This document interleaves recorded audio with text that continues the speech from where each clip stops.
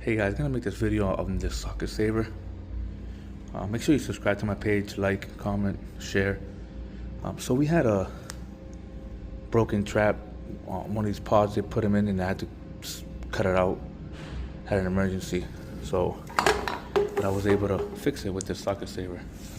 I never used one of these before, but it's a great tool to have.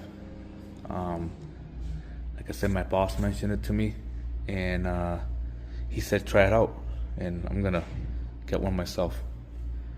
Like I said, it's a socket saver. If you break a fitting or if you glue a joint and you mess it up, it's a good product. Alright guys, like I said, make sure you like my video, subscribe, comment, and let me know what your thoughts are.